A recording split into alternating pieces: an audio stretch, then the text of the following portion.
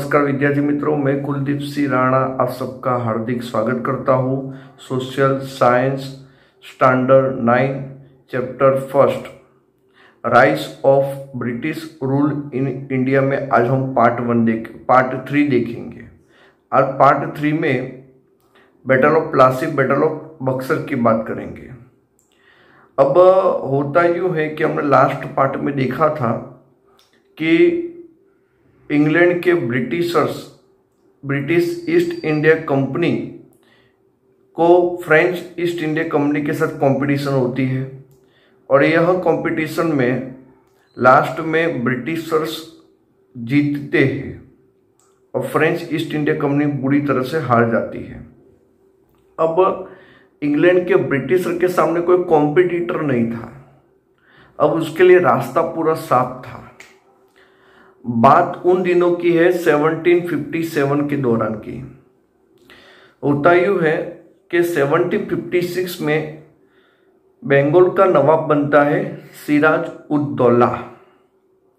अब सिराज उद दौला जब बंगाल का नवाब बनता है, उस दौरान ब्रिटिशर्स की ट्रेडिंग सेंटर बंगाल के ही कलकत्ता हुगली रिवर बैंक में कलकत्ता में उसकी ट्रेडिंग सेंटर होती है। अब सिराज उद दौला को उसके अंदर के कई लोग उसको नापसंद करते थे और इस लिस्ट में ब्रिटिशर्स भी थे। उसका जल्दबाजी वाला जो स्वभाव था वो कई लोगों को पसंद नहीं आता था और उसमें ब्रिटिशर्स ने कलकत्ता जो उसका ट्रेडिंग सेंटर था ब्रिटिशर्स का, वहाँ पे उन्होंने फोर्ट बनाना शुरू किया, किल्लेबंदी करनी शुरू की और इसलिए पहले तो चेतावनी दी गई। सिराजुद्दौला ने चेतावनी दी, वार्निंग दी कि भाई किल्लेबंदी को बंद करो और ऑफिशियली टैक्स पे करो। टैक्स पे करने की जब बात आई तब ब्रिटिश ईस्ट इंडिया कंपनी के ब्रिटिशर्स ट्रेडर्स ने सबने मना कर दिया, हम टैक्स पे नहीं करेंगे। तो इस बात से सिराज उद दौला आग बबूला हो गए और उन्होंने अपने खुद की मिलिट्री के साथ, लश्कर के साथ वो फोर्ट पे उन्होंने चढ़ाई की और फोर्ट को तोड़ डाला और वहाँ के जो सोल्जर थे, ब्रिटिशर सोल्जर, उनको जेल में डाला। तो अब इस बात का मैसेज मिलता है रॉबर्ट क्लाइव को। अब रॉबर्ट क्लाइव इस दौरान मद्रास में थे, चेन्नई आज का। उनको पता चला कि भाई फोर्ट सिराजुद्दौला के अंडर कवर में आ गया है और हमारे सोल्जर भी पकड़े गए हैं, हार गए हैं। तो रॉबर्ट क्लाइव ने अपना खुद का छोटी सी मिलिट्री लेके, छोटा सा लश्कर लेके वो कलकत्ता में पहुंचे, कोलकाता में। बट वो सिराजुद्दौला के सामने डायरेक्ट फाइट नहीं कर सकते थे क्योंकि सिराजुद्दौला का बिग मिलिट्री थी। अब रॉबर्ट क्लाइव तो ब्रिटिश ईस्ट इंडिया कंपनी का एक छोटा सा गवर्नर था, तो क्या करे। अब रॉबर्ट क्लाइव ने दिमाग लगाया और इसमें कौन अंदर से इंटरनल सिराजुद्दौला को पसंद नहीं करते हैं। तो पता चला कि भाई सिराजुद्दौला का ही commander in chief Mir Jafar ही उनको पसंद नहीं करता। तो मीर जाफर को नवाब की लालसा दी गई, उसके साथ सेठ अमीचंद को भी ब्रिटिशर के साथ मिला दिया गया। अब ये सारी चीजें जब डन हुई कि भाई आपको हमारा ही साथ देना है, ब्रिटिशर्स का ही, यह बात से खुद सिराजुद्दौला अनजान थे। अब तय वक्त पर प्लासी के मैदान में युद्ध की घोषणा हुई। सिराजुद्दौला को तो कुछ पता ही नहीं था कि भाई मीर जाफर जो है और अमीचंद सेठ है वो ब्रिटिशर से मिल चुके, वो उनसे अनजान थे इस चीज से। तो अब प्लासी के अब यहाँ पे ये सोचते हो कि बैटल ऑफ प्लासी वॉर 1757 में जो हुआ, बैटल ऑफ प्लासी क्यों पड़ा, तो इसके पीछे का रीजन यह है कि वेस्ट बंगाल में मुर्शिदाबाद से 38 किलोमीटर दूर एक गांव है प्लासी। उस गांव के जो पूरा मैदानी एरिया है वहां पे ये वॉर हुआ था, बैटल हुआ था, इसलिए उसका नाम पड़ा बैटल ऑफ प्लासी। अब प्लासी के बैटल में एक तरफ था सिराजुद्दौला का मिलिट्री और एक तरफ था रॉबर्ट क्लाइव का मिलिट्री। अब यह बैटल कब होता है तो 23 जून 1757 के दौरान।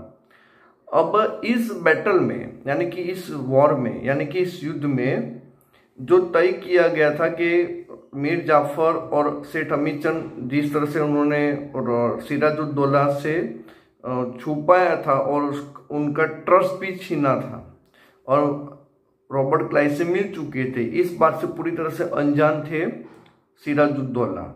और एक बैटल शुरू हुआ और मीर जाफर ड्रामा कर रहा था, सही मायने में वो ब्रिटिशर्स के साथ था और इस तरह से सिराजुद्दौला का खून करवा दिया और जो तय हुआ था उस मुताबिक बंगाल का जो नवाब है वो बनाया गया मीर जाफर को। मीर जाफर बंगाल का नया नवाब बना और ब्रिटिशर्स को 24 परगना यानी 24 गांव मिले जहां से वो टैक्स ले सकते थे, अपनी इनकम जनरेट कर सकते थे। यानी अब पूरी तरह से ब्रिटिशर अब तक तो ट्रेडिंग कर रहे थे, राइट। अब ऑफिशियली उन्होंने पॉलिटिकल कैरियर यहाँ से स्टार्टअप किया, पॉलिटिकल पावर में पैर रखा, ठीक है। तो अब ब्रिटिशर धीरे धीरे अब उससे पॉलिटिकल पावर अपना आगे बढ़ाएंगे और उसमें बैटल ऑफ बक्सर क्यों होता है, बैटल ऑफ बक्सर, बराबर, तो उस बारे में अब हम देखेंगे। बात करते हैं बैटल ऑफ बक्सर की जो 1764 में हुआ। अब आपने देखा कि प्लासी के बैटल ऑफ प्लासी के बाद बंगाल का जो नवाब बनता है मीर जाफर, पर कहीं चीज़ों में मीर जाफर ब्रिटिशर के अगेंस्ट में जाता था और मीर जाफर के अंडर में ब्रिटिशर्स ने बहुत सारे पैसे कमाए और अभी भी ब्रिटिशर की यह लालसा थी अंग्रेजों की कि ज़्यादा से ज़्यादा ब्रिटिश ऑफिसर खड़े किए जाए। अब मीर जाफर कई चीज़ों में ब्रिटिशर का कहना नहीं मानते थे, तो मीर जाफर को बंगाल के नवाब में से निकाल के मीर कासिम को बंगाल का नवाब बनाया गया। अब उसमें तो ब्रिटिशर और ज़्यादा परेशान हो गए क्योंकि मीर जाफर महत्वाकांक्षी पर्सन था और उसको आगे बढ़ना था, उसको जो ऐसा लग रहा था कि मैं ही सब कुछ करूं, ब्रिटिशर के पास कोई भी पावर नहीं रहनी चाहिए। तो इस सोच की वजह से मीर कासिम को बंगाल के नवाब में से दोबारा निकाल दिया गया।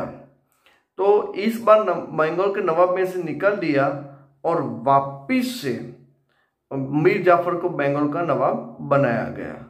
अब इस दौरान मीर कासिम को लगा गलत कि मुझे नवाब में से निकाला, इसलिए वो अवध के नवाब से मिलने अवध में गए और उसी दौरान दिल्ली के मुगल बादशाह शाह आलम वहीं पे थे। तो तीनों ने मिलके डिसाइडेड किया कि हम तीनों मिलके बैटल करेंगे ब्रिटिशर के सामने। तो शाह आलम का मिलिट्री, अवध का नवाब की मिलिट्री और मीर कासिम की मिलिट्री, तीनों के ज्वाइंट मिलिट्री आर्मी मिलके बक्सर के मैदान में यह बैटल हुआ, इसलिए इसका नाम पड़ा बैटल ऑफ बक्सर 22 अक्टूबर 1764 में। तो बक्सर के मैदान में यह बैटल हुआ और उसमें मीर कासिम बुरी तरह से हारा और उसके बाद तो एक साल के बाद 1765 में तो मीर जाफर की नेचुरल डेथ हो गई। इस तरह से उसके बाद ब्रिटिशर के अंडर में पूरा बंगाल, बिहार और उड़ीसा, तीनों स्टेट की रेवेन्यू पावर उनके पास चला गया, ठीक है। दीवानी सत्ता यानी रेवेन्यू पावर उसके ब्रिटिशर्स के पास चला गया, यानी अब उनके पास इकोनॉमिकली पावर भी आ गया था, पॉलिटिकल भी पावर आ गया था। तो अब ब्रिटिश ईस्ट इंडिया कंपनी का आगे का प्लान क्या होगा, कैसे करके पूरे इंडिया में अपना इकोनॉमिकली पावर बढ़ाए, पॉलिटिकली पावर बढ़ाए। तो अब आगे की स्टोरी नेक्स्ट पार्ट में उसके बारे में आएगी। तब तक के लिए नमस्कार, जय हिंद।